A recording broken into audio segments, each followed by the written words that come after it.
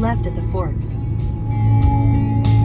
So, eto na nga, muntik pa kaming mawala. Pero dito kami, another food trip na naman sa Ongpin.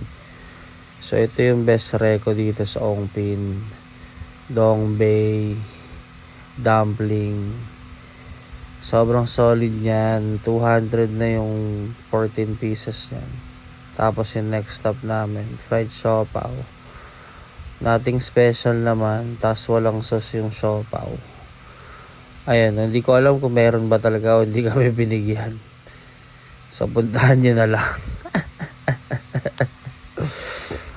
Tapos ito, fried donut na may milky powder. Ito, solid to. Ha? Hindi, milk powder yan. Ayan o.